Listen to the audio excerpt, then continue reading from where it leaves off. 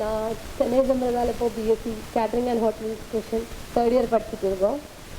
நான் என் ஊர் வந்து கேரளா. நான் 12th வரைக்கும் அங்கே தான் படிச்சு.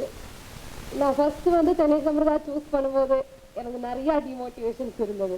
ஆனால் இப்போ நான் அது ரொம்ப ப்ரௌடாக ஃபீல் பண்ணுறீங்க.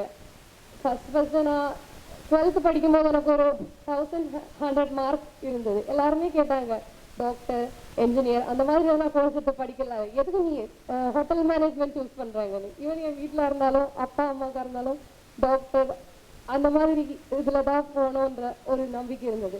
ஆனால் நான் வந்து இல்லை, எனக்கு ஹோட்டல் மேனேஜ்மெண்ட் தான் படிக்கணும் அப்படி ஒரு பிடிவாதம் கொடுத்து சென்னை சம்பிரதால தான் நான் படிப்பேன் அப்படி வந்து சேர்ந்தது.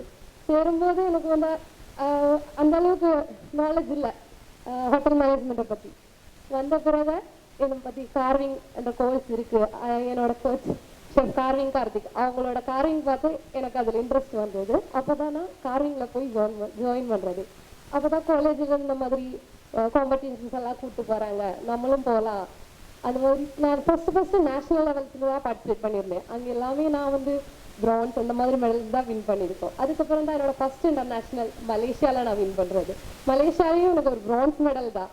அதுக்கப்புறம் ஷெஃப் வந்து எங்கிட்ட இந்த மாதிரி சொன்னாங்க, இந்த மாதிரி ஒலிம்பிக்ஸ் இருக்குது, நம்மளும் பார்ட்டிசிபேட் பண்ணோம் கண்டிப்பாக, இது வந்து நம்மளோட சேர்மன் சாரோட பல வருஷ கனவு, நம்ம நிறைவேற்றணும்னு சொன்னாங்க. அப்போவும் எனக்கு நம்பிக்கை இல்லை, நான் வந்து எல்லாத்துலேயுமே பிரான்ஸ் தான் வின் பண்ணியிருக்கோம், நான் எப்படி ஷெஃப்னு கேட்டாங்க. ஷெஃப் சொன்னால் இல்லை, உன்னால முடியும், உன்னோட கோல் செட்டு மேலே வை, நீ கண்டிப்பாக சக்ஸஸ் பண்ணலாம். அப்போ என் மைண்டில் இருக்கிறது ஜெர்மனி, அந்த கண்ட்ரிக்கு போனோன்னா எவ்வளோ செலவெல்லாம் ஆகும். வீட்டில் சொன்னாங்கன்னா ஒத்துக்க மாட்டாங்க, ஏன்னா நான் அவங்கள எதிர்த்து தான் இந்த காலேஜ் வந்து சேர்ந்துருக்காங்க. அப்போ சொல்லும்போது காலேஜில் வந்து என்ன சொன்னேன், நீ பார்ட்டிசிபேட் மட்டும் பண்ணுங்க, செலவு பற்றியெல்லாம் யோசிக்காதீங்கன்னு தான் அவங்க சொன்னது. எங்களோட செலவு ஃபுல்லாகவே சென்னை சம்பிரதா தான், எனக்கு ஃபுல் அண்ட் ஃபுல் சப்போர்ட்டாக இருந்தது சென்னை சம்பிரதா மேனேஜ்மெண்ட் மட்டும்தான். என் பேர் அமிர்தா. நான் இப்போ சென்னை சம்பிரதாவில் பிஎஸ்சி தேர்ட் இயர் படிச்சுருக்கேன். என் ஊர் வந்து கேரளா, எர்ணாகுளம் தான். நான் 12th வரைக்கும் அங்கே தான் படித்தேன். ஃபஸ்ட்டெல்லாம் இப்போ இப்படி ஹோட்டல் மேனேஜ்மெண்ட்டில் படிக்கணும் அந்த ஆசைப்பட்டதுக்கப்புறம் இல்லை வேணாம், அப்படி தான் நெகட்டிவ்ஸ் தான் ஃபுல்லாகவே வந்தது. வீட்டில் இருந்தாலும் ஊர்லேயே எல்லோரும் நெகட்டிவ்ஸ் தான். இல்லை உனக்கு வேறு ஏதாவது கோர்ஸ் எல்லாம் எடுத்து படிக்கலாம்ல, ஐடி ஃபீல்டுக்கெல்லாம் போகலாம்ல, எதுக்கு நீ ஹோட்டல் மேனேஜ்மெண்ட் எடுத்து படிக்கிறேன்னு தான் எல்லாருமே வந்து கேட்டது. ஆனால் எனக்குன்னா குக்கிங் ரொம்ப பிடிக்கும், சின்ன வயசுலேருந்தே குக்கிங் ரொம்ப பிடிக்கும். எனக்கு ஹோட்டல் மேனேஜ்மெண்ட் செய்கிறது என்னென்னா குக்கிங் ஒன்லி, செஃப் அது மட்டும்தான். சென்னை சம்பிரதாயில் வந்ததுக்கப்புறம் தான் எனக்கு தெரியுது இந்த மாதிரி ஃபேக்கல்ட்டிஸ் இருக்குது. இப்போ ஃப்ரண்ட் ஆஃபீஸ், ஹவுஸ் கீப்பிங், அதே மாதிரி F&B சர்வீஸ், அது எல்லாமே இருக்குதுன்னு தெரியறது வந்து இப்போ சென்னை சம்பிரதாயில் வந்ததா. அதுக்கப்புறம் நான் கார்விங் பார்த்தேன், என் ஷெஃபோட கார்விங் எல்லாம் பார்த்தேன், எனக்கு ரொம்ப பிடிச்சிது. நான் சின்ன வயசில் பார்த்துருக்கேன், புட் கார்விங் எல்லாம் பார்த்துருக்கேன், ஏப்பா சித்தப்பா எல்லாம் பண்ணி அதை நான் பார்த்துருக்கேன். ஆனால் வெஜிடபிள்ஸ்லாம் ஃப்ரூட்ஸ்லாம் கார்விங் பண்ணது சென்னை சம்பிரதாயில் வந்ததுக்கப்புறம் தான் பார்த்தது. அது இல்லாமல் காம்படிஷனாக இருந்தாலும் சென்னை சம்பிரதாயில் சீனியர்ஸ் எல்லாம் போய் அவரோட ஃபோட்டோஸ், அப்போது நாங்களும் நினைச்சோம் இல்லை எங்களுக்கும் போக முடியுமா, இதை மாதிரி ஃபோட்டோஸ் எல்லாம் எங்களோட எங்களுக்கு காலேஜில் வரணும். ஆட்ஸ்லாம் சீனியர்ஸோட ஃபோட்டோஸ் எல்லாம் நிறைய வந்துருக்கு. அப்படி அதெல்லாம் ரொம்ப மோட்டிவேஷனாக இருந்துருச்சு. அதுக்கப்புறம் அம்மா கிட்டெல்லாம் சொல்லுவேன், அம்மா இந்த மாதிரி ஃபோட்டோஸ் எல்லாம் என்னோடதும் வருமா. அதுக்கப்புறம் இப்போது என் ஃபோட்டோஸ் எல்லாம் நான் பார்க்கும்போது வீட்டில் இருந்தாலும் எல்லோரும் என்னை பற்றி ரொம்ப ப்ரௌடாக பேசுவேன். அதுக்கு சென்னை சமுதாய ஃபேமிலி கிட்ட தான் நான் ரொம்ப நன்றி சொல்கிறேன். நான் இப்போ ரொம்ப ப்ரௌடாக இங்கே நிற்கிறேன்னா கார்த்திக் ஷெஃபாக இருந்தாலும் என் ஃபேக்கல்ட்டிஸாக இருந்தாலும், எஸ்பெஷலி பூமிநாதன் சார் நான் மெடல் அடித்ததுக்கப்புறம் என்னை வந்து பார்த்து என்கிட்ட நல்லா பேசி, இதெல்லாம் ஒரு இமேஜினரி லைஃப் சார், இது எல்லாரும் பற்றியும் கேட்டுருக்கு. ஆனால் ஃபஸ்ட்டு நான் இங்கே வந்து பார்க்கும்போது எனக்கு ரொம்ப ப்ரௌடாக, என் செல்ஃபே ரொம்ப ப்ரௌடாக நான் ஃபீல் பண்ணுறேன். தேங்க்யூ. என்னுடைய மாலை வணக்கம். நான் இந்த விழாவில் பங்கேற்பதில் மற்றற்ற மகிழ்ச்சி அடைகின்றேன். நான் அழகப்பா பல்கலைக்கழகத்தின் துணைவேந்தர். அந்த பல்கலைக்கழகத்தின் துணைவேந்தராக பதவியேற்று கிட்டத்தட்ட 2 வருடங்கள் ஆகின்றன. அழகப்பா பல்கலைக்கழகம் தமிழகத்தில் மட்டுமல்ல, இந்தியாவில் மட்டுமல்ல, ஒரு உலக அளவில் ஒரு மிகச்சிறந்த பல்கலைக்கழகமாக விளங்கி கொண்டிருக்கின்றது. தர நிர்ணயத்தில் அழகப்பா பல்கலைக்கழகம் தமிழக அளவில் முதலிடத்திலும் இந்திய அளவில் 2வது இடத்திலும் இருக்கின்றது. உலக தரவரிசையில் முக்கியமாக அந்த டைம்ஸ் ரேங்கிங் அப்படின்னு சொல்லுவாங்க, times the ranking, the higher education ranking. அது வந்து உலக அளவில் உள்ள பல்கலைக்கழகங்களை வந்து தரம் நிர்ணயம் செய்கிற ஒரு அமைப்பு. அந்த தி ரேங்கிங்கில் அழகப்பா பல்கலைக்கழகம் 401லேருந்து 500 அந்த பேண்டு விட்த்தில் அழகப்பா பல்கலைக்கழகம் விளங்கி கொண்டிருக்குது. அதுபோல் இந்த கியூஎஸ்ங்கிறது அதுவும் ஒரு இன்டர்நேஷ்னல் ரேங்கிங் அமைப்பு. அந்த ரேங்கிங்லேயும் அழகப்பா பல்கலைக்கழகம் ஒரு மிகச்சிறந்த இடத்துல இருக்குது. ஸோ இந்த பெருமைக்கெல்லாம் முக்கிய காரணம் உங்களுக்கு எல்லாருக்குமே தெரியும். அழகப்பா பல்கலைக்கழகம் வந்து காரைக்குடி என்ற இடத்துல ஒரு மிகவும் பின்தங்கிய பகுதியில் இருக்கிற ஒரு பல்கலைக்கழகம். ஆனால் வந்து இந்த அளவுக்கு ரேங்கிங்கில் முதல் தரத்துலேயும் கேட்டகரி 1 யூனிவர்சிட்டியாக இருக்கிறது, உலக தரவரிசையில் வந்து வர்றது, இதற்கெல்லாம் முக்கிய காரணம் வந்து அழகப்பா பல்கலைக்கழகம் இந்த கொலாபரேட்டிவ் ப்ரோக்ராம்ஸ், இது மாதிரியான ப்ரோக்ராம்ஸ் நாங்கள் நடத்துறது விட்டு தான் எங்களால் வந்து அந்த முதல் தரவரிசை பட்டியலில் இருக்க முடியுது. இந்த கொலாபரேட்டிவ் ப்ரோக்ராம்ஸுங்கிறது முக்கியமாக ஸ்கில் டெவலப்மெண்ட், முக்கியமாக வந்து மாணவர்களுடைய திறனை அதிகப்படுத்த வேண்டும் என்ற ஒரு உயர்ந்த நோக்கத்துடன் ஆரம்பிக்கப்பட்டது தான் இந்த கொலாபரேட்டிவ் ப்ரோக்ராம். இந்த கொலாபரேட்டிவ் ப்ரோக்ராம் மூலயமா மாணவர்கள் மிகப்பெரிய அளவில் வந்து பலனடைகிறாங்க. கிட்டத்தட்ட 100% பிளேஸ்மெண்ட் அந்த கொலாபரேட்டிவ் ப்ரோக்ராம் மூலயமாக 100% பிளேஸ்மெண்ட்டு கிடைக்குது. இந்த பிளேஸ்மெண்ட்டு தான் முக்கியமான ஒரு காரணி. நம்ம வந்து தேசிய தரவரிசையிலையும் சரி உலக தரவரிசையிலையும் சிறந்த இடத்துல அடையிறதுக்கு முக்கிய காரணம் வந்து மாணவர்களை எவ்வளவு பேர் வந்து நீங்கள் வந்து வேலைவாய்ப்புக்கு நீங்கள் கொண்டு செல்கிறீங்க, அதுதான் முக்கியமான ஒரு காரணி. அதை பொறுத்த வரைக்கும் அழகப்பா பல்கலைக்கழகம் மிக சிறப்பாக செயல்பட்டு அதனுடைய அந்த கொலாபரேட்டிவ் சென்டர்ஸ், அதுலேயும் முக்கியமான சொல்லப்போனால் சென்னை அமிர்தா, இது வந்து மிகச்சிறப்பாக செயல்படுது. இன்றைக்கி பார்த்திங்க அப்படின்னா சென்னை அமிர்தாவில் 100% வேலைவாய்ப்பு அவங்களுக்கு மாணவர்களுக்கு கிடைக்குது. அந்த வேலைவாய்ப்பு கிடைக்கிறது மட்டும் இல்லை, அதில் படிக்கிற அந்த மாணவர்கள் ஒரு மிகச்சிறந்த பரிசுகளெல்லாம் பெறுறாங்க. இப்போ வந்து அந்த கல்னரி என்று கூறக்கூடிய அந்த சிறப்பான ஒரு விஷயத்தில் சென்னை அமிர்தா வந்து மிக சிறப்பாக செயல்பட்டு கிட்டத்தட்ட 124 வருடங்களுக்கு பிறகு நம்ம இந்தியாவுக்கு கோல்டு மெடல் வாங்கி கொடுக்குறாங்க. இந்த கோல்டு மெடல்லாம் வாங்கி கொடுக்கறதுக்கு முக்கிய காரணம் மாணவிகளோட செயல்பாடு மட்டும் கிடையாது, அதற்கு காரணமாக இருக்கிற ஆசிரியர்கள்.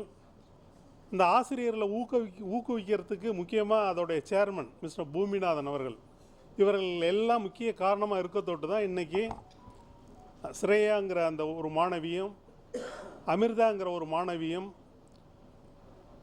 பல தங்க பதக்கங்களே வென்று வந்திருக்காங்க. ஜெர்மனில் போயிட்டு ஒரு பதக்கங்கள் பெற்று வருவதுங்கிறது சாதாரண விஷயம் கிடையாது.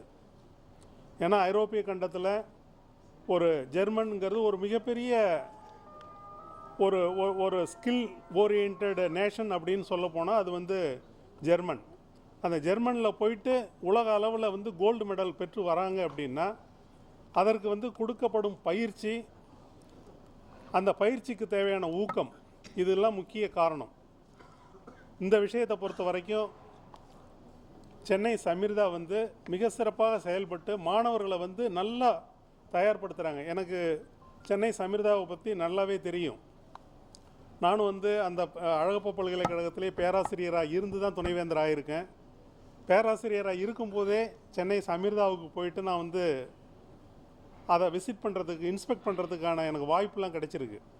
அப்போவே பார்த்தோன்னா சென்னை அமிர்தாவில் வந்து இருக்கிற இன்ஃப்ராஸ்ட்ரக்சர் மிகச்சிறப்பான இன்ஃப்ராஸ்ட்ரக்சர். நான் வந்து வெறும் பேச்சுக்காக சொல்ல, மிகச்சிறப்பான ஒரு இன்ஃப்ராஸ்ட்ரக்சர் கொண்ட ஒரு நிறுவனம். அந்த நிறுவனம் வந்து அழகப்பா பல்கலைக்கழகத்தோடு ஒரு இணைந்து செயல்படுவதற்கு நாங்கள் உண்மையே வந்து பெருமைப்படுகின்றோம். அழகப்பா பல்கலைக்கழகத்தின் வளர்ச்சிக்கு இது போன்ற சென்னை அமிர்தா போன்ற நிறுவனங்கள் அவங்களுடைய ஒத்துழைப்பு, அவர்கள் அந்த மாணவர்களை வந்து தயார்படுத்துறது, முக்கியமாக நம்ம இப்போ வந்து இந்திய அளவில் வந்து ஸ்கில் ஓரியன்ட் ப்ரோக்ராம் தான் வந்து மிக பெரிய அளவில் வந்து இப்போ வந்து ஃபோக்கஸ் பண்ணுறாங்க. ஏன்னா எனக்கு வந்து பல நாடுகளில் சென்று வருவதற்கான வாய்ப்பு ஆராய்ச்சி நிமித்தமாக அதில் பார்த்தீங்க அப்படின்னா நமக்கு வந்து நான் அதிக நாட்கள் கிட்டத்தட்ட 4-5-6 வருடங்கள் வந்து என்னுடைய போஸ்ட் டாக்டர் ரிசர்ச்சை வந்து ஜப்பானில் தான் செஞ்சுருக்கேன். அங்கே என்னுடைய நண்பர்கள், என்னுடைய ஜப்பானிய நண்பர்கள் கூறுவது என்னென்னா, இந்தியாவுக்கு நாங்கள் வந்து எவ்வளவோ செய்கிறதுக்கு ரெடியாக இருக்கோம், ஆனால் இந்தியர்கள் வந்து அந்த ஸ்கில் ஓரியன்ட் ப்ரோக்ராமில் பின்தங்கி இருக்காங்க. அவர்களுக்கு வந்து உலக அளவில் பல அரசியல் காரணங்களுக்காக ஒரு சில நாடுகளை பிடிக்காமல் இருந்தாலும், ஆனால் அவங்க வந்து திறமையானவர்களாக இருக்கிறதுனால அவங்கள வந்து வேறு வழி இல்லாமல் அவங்க என்கேஜ் பண்ணிகிட்டு இருக்காங்க. அதே நேரத்தில் இந்தியர்களை வந்து ஸ்கில்லில் நல்லா டெவலப் பண்ணியாச்சு அப்படின்னா, நாங்கள் வந்து சிவப்பு கம்பளம் விரித்து அவர்களை வந்து வேலைவாய்ப்பு கொடுக்கறதுக்கு தயாராக இருக்கோம் அப்படின்ட்டு என்னுடைய ஜப்பானிய நண்பர்கள் பலர் என்னிட்ட சொல்லியிருக்காங்க. அதனால் இப்போ வந்து இந்திய அரசாங்கமும் முக்கியமாக தமிழக அரசு மாணவர்களை வந்து பெரிய அளவில் வந்து ஊக்குவிக்கிறாங்க. இப்போ வந்து அதாவது நான் முதல்வன்கிற ஸ்கீம் வந்து முக்கியமாக அதோட மெயின் ஃபோக்கஸே மாணவர்களை திறமை வாய்ந்தவர்களாக மாற்றி அவர்களுக்கு வேலைவாய்ப்பை ஏற்படுத்தி கொடுக்க வேண்டும் என்ற ஒரு உயர்ந்த நோக்கத்துடன் இந்த திட்டம் வந்து செயல்படுத்தப்பட்டு வருகின்றது. அதில் வந்து அழகப்பா பல்கலைக்கழகம் இது போன்ற முக்கியமாக நம்முடைய சென்னை அமிர்தா போன்ற நிறுவனங்களுடன் இணைந்து பணியாற்றுவது இந்த தமிழக அரசு மட்டுமல்ல, இந்திய அரசாங்கத்துக்கும் ஒரு பெரிய அளவில் வந்து நாங்கள் வந்து அதை வந்து மிகச்சிறந்த இடத்துல அவங்களுடைய எண்ணங்களை, அரசாங்கத்தோட எண்ணங்களை பூர்த்தி செய்யும் விதமாக நாங்கள் வந்து செயல்பட்டு கொண்டிருக்கின்றோம். இந்த விஷயங்களை வந்து தயவு செய்து வந்து நம்முடைய பத்திரிகை நண்பர்கள் இதை பொதுமக்களிடம் கொண்டு சேர்க்க வேண்டும். மாணவர்களுடைய திறமைகளை வளர்க்க வேண்டும். திறமைகளை வளர்த்து அவர்களை வேலைவாய்ப்புக்கு தகுதியுள்ளவர்களாக மாற்ற வேண்டும். அதற்கு அனைவரும் ஒத்துழைக்க வேண்டும். இந்த விஷயத்தில் நான் திரும்பவும் சொல்கிறது என்னென்னா, நம்முடைய சென்னை அமிர்தா வந்து மிக சிறப்பாக செயல்பட்டு இந்த மாணவர்களை ஒரு பயனுள்ள ஒரு கிராஜுவேட்ஸ் அது மாதிரி மாற்றி கொடுக்கறதுக்கு இவங்க பெரிய அளவில் உதவி செய்து கொண்டிருக்கின்றார்கள். அவர்களுக்கு அழகப்பா பல்கலைக்கழகத்தின் சார்பாக நன்றியினை தெரிவித்து கொண்டு, உங்கள் அனைவருக்கும் முக்கியமாக இன்று பரிசுகள் பெற்ற ஸ்ரேயா மற்றும் அமிர்தா இந்த மாணவிகளை நான் மனமாற வாழ்த்தி, என்னை இந்த விழாவிற்கு அழைத்ததற்கு நன்றி கூறி, உங்கள் அனைவருக்கும் முக்கியமாக பத்திரிகை நண்பர்கள் அனைவருக்கும் நன்றி கூறி விடைபெறுகிறேன். நன்றி, வணக்கம். ஒரு பெரிய முக்கியமான பொன் எழுத்துக்களால் குறிக்கப்பட வேண்டிய நாள். ஏன் அப்படின்னு கேட்டால், அழகப்பா யூனிவர்சிட்டியோடைய துணைவேந்தர் நேரடியாக வந்து இந்தியாவுக்காக முதல் தங்கப்பதக்கம் வாங்கி கொடுத்த தங்க தாரகைகளான ஸ்ரேயா அனீஷ் மற்றும் அமிர்தா மாணவிகளை நம்மளுடைய விசிசார் பல்கலைக்கழக துணைவேந்தர் நேரடியாக வந்து வாழ்த்தினாங்க. அது எங்களுக்கு ரொம்ப பெருமையான மொமெண்ட். ஏன் அப்படின்னு கேட்டால், எவ்ரி 4 years ஒன்ஸ் ஜெர்மனியில் கல்னரி ஒலிம்பிக் நடந்துக்கிட்டே இருக்குது. எவ்வளோ வருஷமாக நடக்குது அப்படின்னு பார்த்தீங்கன்னா 124 வருஷமாக நடக்குது. இது வரைக்குமே யாருமே தங்கப்பதக்கம் வென்றதில்லை இந்தியா சார்பாக. முதல் முறையாக இந்த வருஷம் நம்மளுடைய மாணவர்கள் மாணவிகள் 3 தங்கப்பதக்கத்தை வென்றாங்க. அதில் ஒருத்தவங்க ஸ்ரேயா அனீஷ். ஸோ இந்தியாவுக்கே முதல் தங்கப்பதக்கம் வாங்கி கொடுத்த தங்க தாரகை நம்ம சென்னை அமிர்தா ஸ்டூடெண்ட்ஸ் அப்படின்னு சொல்லிக்கிறதுல எனக்கு ரொம்ப ரொம்ப பெருமையாக இருக்குது. அது மட்டும் இல்லை, ரீசெண்டாக நடந்த 27 வருஷத்துக்கு அப்புறம் துபாயில் நடந்த கல்னரி ஒலிம்பிக்கில் நம்மளுடைய ஸ்டூடெண்ட் 2 கோல்டு மெடல் வாங்கியிருக்காங்க. முக்கியமாக ஸ்ரேயா அனீஷ் ஒரு கோல்டு மெடல், அமிர்தா ஒரு கோல்டு மெடல். ஸோ இந்தியாவுக்கே இதுவரைக்கும் யாருமே வாங்காத தங்கப்பதக்கங்களை வாங்கி கொடுத்தது மட்டும் இல்லை, இன்றைக்கி எல்லா உலக நாடுகளையும் கல்னரி ஒலிம்பிக்கில் திரும்பி பார்க்க வச்சுருக்காங்க அப்படின்னு நினைக்கும்போது மனசுக்கு ரொம்ப ரொம்ப நிறைவாக இருக்குது. இதன் மூலம் நம்மளுடைய சென்னை அமிர்தாவுடைய குவாலிட்டி என்ன அப்படிங்கிறது உலகம் தெரிஞ்சுக்க முடியும். எங்களுடைய பெரிய சந்தோஷமாக நினைக்கிற ஒரு விஷயம் என்னன்னு கேட்டால், எந்த ஹோட்டலுக்கு போனாலும் எங்களுடைய ஸ்டூடெண்ட் அலுமினி ஸ்டூடெண்ட்டை பார்க்க முடியும். இது வரைக்கும் 25,000 ஸ்டூடெண்ட்டை பிளேஸ்மெண்ட் பண்ணியிருக்கோம். உலக அளவில் பார்த்தீங்கன்னாக்க அதிகமான அலுமினி ஸ்டூடெண்ட் இருக்கக்கூடிய ஒரு ஹோட்டல் மேனேஜ்மெண்ட் நிறுவனமாக சென்னை அமிர்தாவை இருக்கிறத நினச்சி நான் ரொம்ப பெருமைப்படுகிறேன். Thank you very much.